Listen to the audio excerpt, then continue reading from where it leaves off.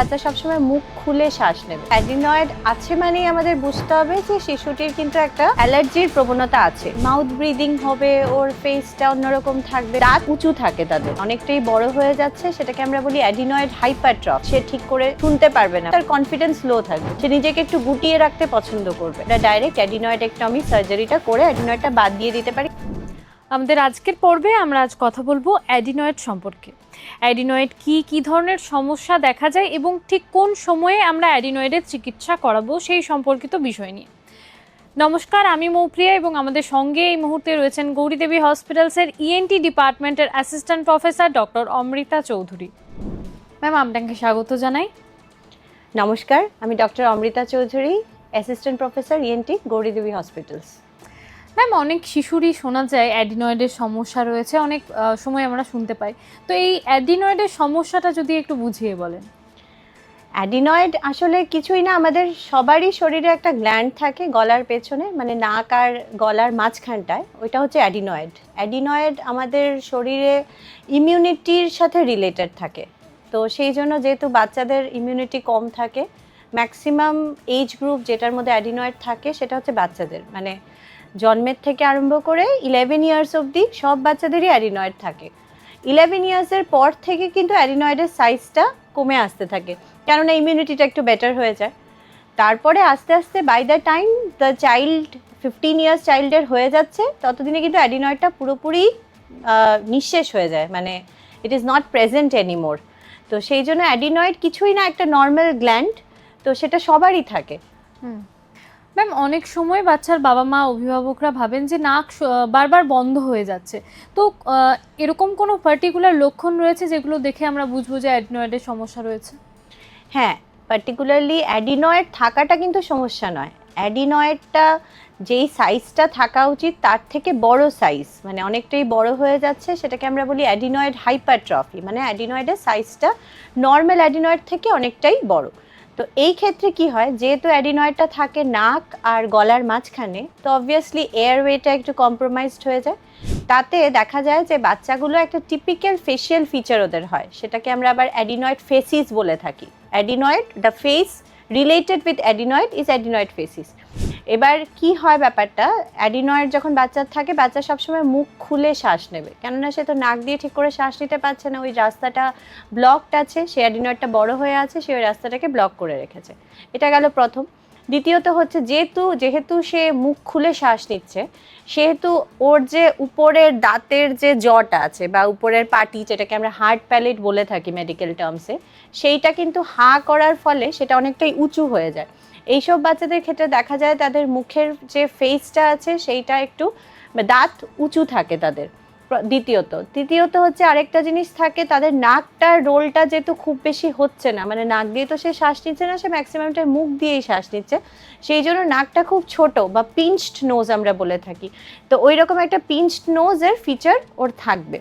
তো এইসব কিছু জিনিস, তাছাড়া কানের সমস্যা নিয়ে ভুগবে সে কিছুদিন, কেননা ওই আবার সেই আমাদের নাক আর কানের মাঝখানে একটা টিউব থাকে, নাকের আর কানের মাঝখানে যেহেতু অ্যাডিনয়েডটা আছে, টিউবের একটা এন্ড ওই অ্যাডিনয়েডটা ওটাকে চেপে রাখে, ইউস্টেশিয়ান টিউব বলি আমরা ওটাকে চেপে রাখে, তার জন্য তার কানেও সমস্যা হয়। তো হ্যাঁ, অবভিয়াসলি কিছু সমস্যাগুলো হয়, কিন্তু সেগুলো অ্যাডিনয়েড থাকার কারণে না, সেগুলো হচ্ছে অ্যাডিনয়েডটা বড় রয়েছে সেই কারণে হচ্ছে। একজন শিশুর যে দৈনন্দিন জীবন রয়েছে, খেলাধুলা, পড়াশোনা, খাওয়া দাওয়া, তো এইগুলোর মধ্যে দিয়ে কি অ্যাডিনয়েডের সমস্যা ধরা পড়ে? হ্যাঁ, সে যদি অ্যাডিনয়েড যার থাকবে, যে শিশুটির অ্যাডিনয়েড হাইপারট্রফি আছে, মানে নর্মাল থেকে সাইজটা বড়, সেই শিশুটার কি হবে, সে মুখ দিয়ে শ্বাস নেবে, মুখ দিয়ে শ্বাস নিলে স্বাভাবিক তার মধ্যে যে নর্মাল লাংসের নর্মাল রেসপিরেশনটা হচ্ছে না, অ্যাজ এ রেজাল্ট তার ডেইলি অ্যাক্টিভিটিস তো হ্যাম্পার হবেই। তাছাড়া তার ইমিউনিটিটা কম থাকবে, ইমিউনিটি লো বলেই তো অ্যাডিনয়েডটা বড় হচ্ছে বা বড় আছে। তো সেই জন্য কি হবে, বারবার ওর ঠান্ডা লাগবে, ওর কানের প্রবলেম থাকবে, যার জন্য ওর একাডেমিক অ্যাক্টিভিটিস হ্যাম্পার হবে, সে ঠিক করে শুনতে পারবে না, মানে কানের প্রবলেম তার অ্যাডিনয়েডের জন্য, যার জন্য সে ঠিক করে শুনতে পাচ্ছে না, তার জন্য সে কি হবে, তার কনফিডেন্স লো থাকবে, সে নিজেকে একটু গুটিয়ে রাখতে পছন্দ করবে। তো ওই জিনিসগুলো আছে, ওর একটা সাইকোলজিক্যাল প্রবলেম থাকবে, অন্যদের থেকে ওর মনে হবে যে ও খানিকটা আলাদা।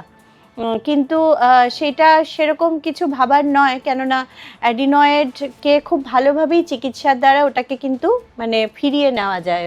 তো ওইটা নিয়ে সাইকোলজিক্যাল স্ট্রেস থাকলে আমি ওদের পেরেন্টস বা অভিভাবকদেরকে বলবো সেটা নিয়ে চিন্তা করার কিছু নেই, কিন্তু টাইমলি আপনাকে ট্রিটমেন্ট করাতে হবে। ম্যাম, কিছু কিছু শিশু দেখা যায় যে রাতের বেলা নাক ডাকে বা মুখ খুলে ঘুমায়, এগুলোও কি অ্যাডিনয়েডের সমস্যা? হ্যাঁ, নাক ডাকা মানে রেগুলার নাক ডাকা আর মুখ খুলে ঘুমানো কিন্তু অ্যাডিনয়েডেরই ইঙ্গিত। এবার কোনো একটা শিশুর ঠান্ডা লাগলো, যেটা নর্মালি হয়, তার জন্য সে কিছুদিন 7 দিন ধরে তার নাক বন্ধ আছে, সে সেই জন্য মুখ দিয়ে শ্বাস নিচ্ছে, মাউথ ব্রিদিং করছে, that is not a concern. But regular যদি পেরেন্টস হিস্ট্রি দেয়, পেরেন্টস বলে যে না ও সবসময় দেখি নাক ডাকে এবং মুখ খুলে শ্বাস নেয় যখনই সে ঘুমাচ্ছে এবং সারা সব সময় মানে থ্রু আউট দ্য ইয়ার, তাহলে ডেফিনেটলি অ্যাডিনয়েডটাকে কিন্তু দেখে নিতে হবে। ম্যাম, বারবার সর্দি, কানে ইনফেকশনের সাথে অ্যাডিনয়েডের সম্পর্ক রয়েছে? হ্যাঁ, সর্দির সাথে অ্যাডিনয়েডের সম্পর্কটা সেইভাবে রয়েছে যে অ্যাডিনয়েড আছে মানেই আমাদের বুঝতে হবে যে শিশুটির কিন্তু একটা অ্যালার্জির প্রবণতা আছে, তার ইমিউনিটি কম এবং তার ইনহেলেশনাল অ্যালার্জি মানে তার নাক দিয়ে যেরকম ডাস্ট অ্যালার্জি হয়ে গেল, পোলেন মানে নাক দিয়ে যে জিনিসগুলো যায় আমাদের, সেই জিনিসগুলোর থেকে কোনো একটা জিনিস থেকে তার অ্যালার্জির একটা টেন্ডেন্সি রয়েছে। সেইটা হচ্ছে মানে অ্যাডিনয়েড থাকলে ওরকম জেনারেলি হয়। আর কানের যেই সমস্যাটা সেটা বিকজ অ্যাডিনয়েড যেই জায়গাটায় রয়েছে আমাদের শরীরে, সেই জায়গাটায় আমাদের একটি টিউবের একটা ওপেনিংও রয়েছে, সেই টিউবটিকে আমরা বলে থাকি ইউস্টেশিয়ান টিউব ওপেনিং। এবং ইউস্টেশিয়ান টিউবের কাজ হচ্ছে যে সে আমাদের কানের পর্দাটাকে ভেন্টিলেট করবে, মানে এয়ারেশনটা যাতে ঠিক হয়, কানে যাতে কোনো ধরনের ডিসচার্জ না জমে, মানে কোনো ধরনের পুঁজ টুজ না জমে, ইনফেকশন যাতে না হয়, সেই জিনিসটা ওই টিউব দিয়ে ড্রেন আউট হয়। এবার অ্যাডিনয়েড যদি থাকে, টিউবের একটা ওপেনিংকে অ্যাডিনয়েডটা ব্লক করে রাখে। তো সাধারণত টিউবের একটা ওপেনিং ব্লক মানে টিউবটা ঠিকঠাক কাজ করছে না, সেই কারণে কি হচ্ছে, কানে ইনফেকশন ঘন ঘন হবে এবং পেশেন্টটা সবসময় মনে হবে যে কান দিয়ে কিছু জল গড়িয়ে আসছে, কানটা ভার ভার হয়ে যাচ্ছে, ওই জিনিসগুলো হবে, একটু কম শুনবে সেই কানে, ওই জিনিসগুলো অ্যাডিনয়েডের জন্য কিন্তু হতে পারে। ম্যাম, কোন পরিস্থিতিতে শুধুমাত্র ওষুধেই কাজ হয়ে যায় বা আবার কোন পরিস্থিতিতে আমরা অপারেশনের কথা ভাববো? দেখো, এই ডিসিশনটা ডিপেন্ড করে দুটো জিনিসের মধ্যে, একটা হচ্ছে চাইল্ডের এজ কত আছে। যদি দেখা যায় 11 ইয়ার্সের উপরে চাইল্ড আছে তাহলে কিন্তু, আর তখন অ্যাডিনয়েডটা বড় আছে, আমরা ওটা দেখতে পারি, এক্স রে করে আমরা সাইজটা দেখতে পারি। তো ওইটা যদি আমরা দেখি যে না 11 বছরের উপরে বাচ্চা কিন্তু অ্যাডিনয়েডটা ততটাই বড় আছে এবং অনেকটাই বড় আছে এবং পেরেন্টস বলছে যে ওর রেগুলার ঠান্ডা লেগে যায়, মুখ দিয়ে শ্বাস নিচ্ছে, ওর ডেইলি অ্যাক্টিভিটিস হ্যাম্পার করছে, তাহলে কিন্তু ওয়েট করার দরকার নেই, আমরা ডাইরেক্ট অ্যাডিনয়েডেক্টমি সার্জারিটা করে অ্যাডিনয়েডটা বাদ দিয়ে দিতে পারি। কারণ অ্যাডিনয়েডটা আমাদের বডিতে একটা এজের পরে কিন্তু ওটার পারপাসটা খুব বেশি একটা দরকার নেই, মানে it doesn't serves any purpose. আরেকটা হচ্ছে যদি ছোট বাচ্চা থাকে, 4-5 বছরের বাচ্চা যে এরকম রেগুলার নাক দিয়ে না ব্রিদিং করে মাউথ ব্রিদিং করছে এবং তার ডেইলি অ্যাক্টিভিটিস হ্যাম্পার হয়, তাকে আমরা একটু ট্রায়ালে রাখতে পারি। কেননা অ্যাডিনয়েডটা 11 বছর যখন বাচ্চার বয়স হবে তখন কিন্তু অটোমেটিক্যালি সাইজটা কিছুটা হলেও কমবে।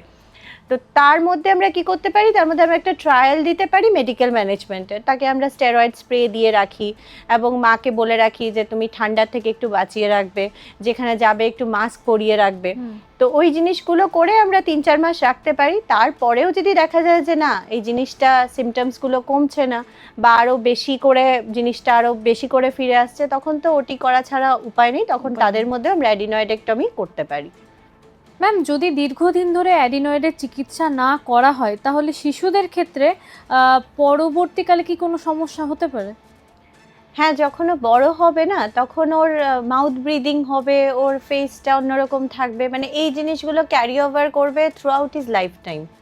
তো ওটার তো কোনো মানে হয় না, মানে ওই জিনিসগুলো একটা টাইম পরে ওর শ্বাসকষ্ট শুরু হবে, ও সবসময় একটা মেডিকেশন নিয়ে থাকতে হবে। ওই সবসময় মেডিকেশন নিয়ে থাকাটাও তো একটুখানি মানে ঠিক না, কেননা এই পেশেন্টটা আস্তে আস্তে কী হবে, মেডিকেশনের প্রতি রেজিস্ট্যান্স ডেভেলপ করে যাবে, তখন কিন্তু কোনো উপায় থাকবে না। তো এর থেকে ভালো, আর অ্যাডিনয়েডটাও এতটাই বড় সাইজ হয়ে যাবে যে ওর রাত্রেবেলা ঘুমোতে পর্যন্ত মানে ওই ঘুমটাও ওর হ্যাম্পার হয়ে যাবে। তো ডেইলি অ্যাক্টিভিটিসটা দিনে দিনে আরও খারাপই হবে। তো তার থেকে ভালো যদি বাচ্চার অ্যাপ্রোপ্রিয়েট এজ থাকে এবং অ্যাডিনয়েডটা অনেকটাই বড় এবং ওর যথেষ্ট সিমটম আছে, তাহলে কিন্তু অ্যাডিনয়েডেক্টমিটা করে দেওয়াটাই ভালো। ম্যাম, আপনাকে অনেক অনেক ধন্যবাদ। ধন্যবাদ। আপনারা শুনলেন আমাদের বিশেষজ্ঞ ঠিক এই বিষয় নিয়ে কি জানালেন। এই বিষয়ে যদি আপনাদের আরও কিছু জানার থাকে তাহলে অবশ্যই আমাদের ইউটিউব চ্যানেল রয়েছে, সেখানে কমেন্ট করতে পারেন, অথবা আমাদের গৌরীদেবী হসপিটালসের হেল্পলাইন নাম্বার তো রয়েছেই, সেখানেও যোগাযোগ করতে পারেন। সুস্থ থাকুন, সতর্ক থাকুন, ধন্যবাদ।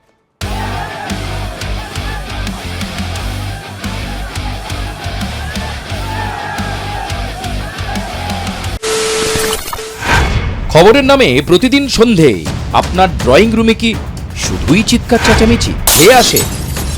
বিতর্কের নামে চলে গালাগালি আর কাদা ছোড়াছুড়ি।